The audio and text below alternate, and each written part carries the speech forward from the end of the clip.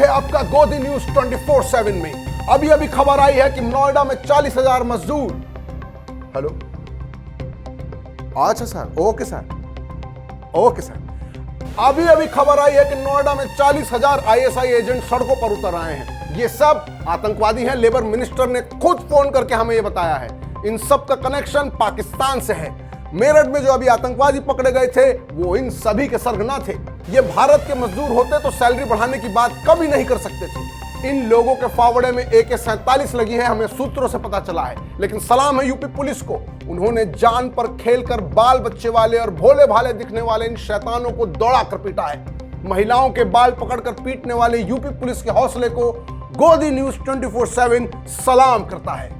देश में सैलरी बढ़ाने की मांग करने वाला हर व्यक्ति देशद्रोही है। लेकिन थैंक यू महामानव जी, जिन्होंने हमें धुरंधर पार्ट 2 की तरह फिर से बचा लिया है।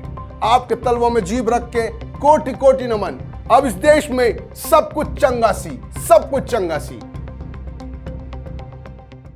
देखा, यही हाल है अभी मेन स्ट्रीम मीडिया का। तो भाई गोदी मीडिया का सिंपल फॉर्मूला है, मजदूर बोले तो अराजकता हो रही है, वो लोग पाकिस्तानी हैं।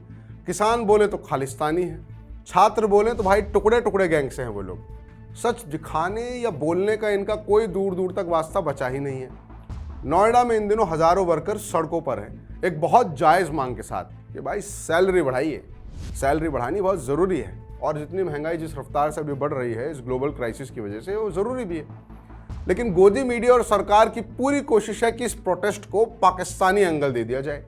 पुलिस को सरकार ने शायद फ्री हैंड भी दे दिया है इस सब के बीच के इन मजदूरों को दौड़ा दौड़ा कर पीटिए आप, क्योंकि सरकार के लिए ज़्यादा इंपॉर्टेंट इन वर्कर्स के मालिक हैं, जो इन वर्कर्स के सड़क पर उतरने से असहज हो जा रहे हैं। अभी आज हम नोएडा में उठ रहे इस इंकलाब भरे प्रोटेस्ट की बात करेंगे, गोदी मीडिया की बात करेंगे जो ज़मीर बेचकर चने खा रही है और महामानव के अस्तबल में दुम हिलाकर हिनहिना भी रही है, और बात करेंगे कि कैसे हर जायज मांग को भाजपा सरकार पिछले 12 सालों में लाठी के दम पर चुप कराने की लगातार कोशिश कर रही है। नमस्कार, मैं हूं तुषार और आप लोग देख रहे हैं जेनजिस्तान। तो बात शुरू होती है अप्रैल 2026 में। नोएडा के सेक्टर 62, 63, 84 और फेज 2 में 40,000 से ज्यादा मजदूर सड़क पर उतर जाते हैं। मांग थी न्यूनतम वेतन 20,000 तक बढ़ाइए, ओवर टाइम दोगुना कीजिए, महंगाई भत्ते दीजिए और बकाया सैलरी क्लियर करिए। हालांकि प्रदर्शन में बाद में थोड़ा सा हिंसा भी हुई, पुलिस की गाड़ियों में आगजनी कर दी गई और पुलिस ने लगभग 396 लोगों को गिरफ्तार भी किया। लेकिन कुछ वर्कर्स का कहना था कि हिंसा इसलिए हुई क्योंकि पुलिस ने बिना उनकी बात सुने उन पर लाठीचार्ज शुरू कर दिया था। उनकी बहन बेटियों और कई बुजुर्गों पर पुलिस ने लाठी चलाई, उनको पीटा, जिससे भीड़ में गुस्सा बढ़ गया।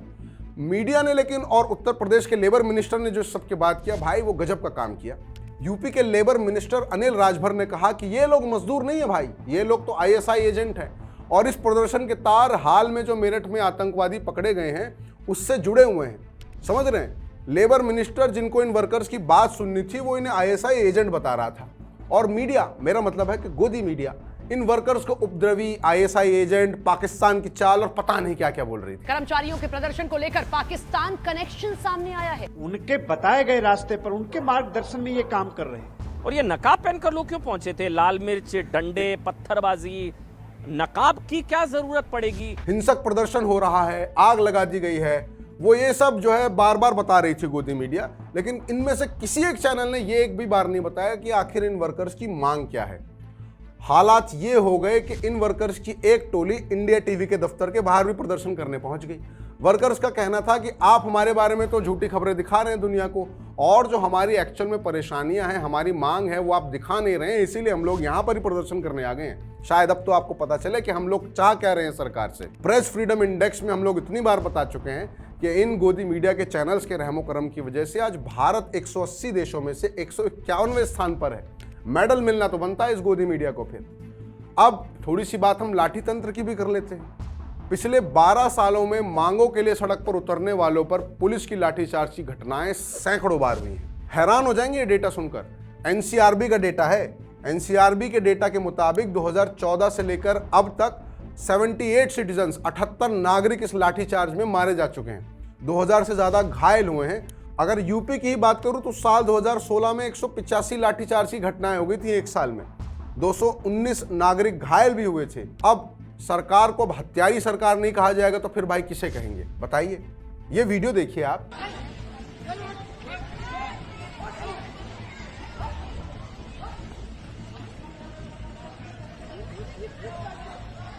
ये वीडियो नोएडा का है।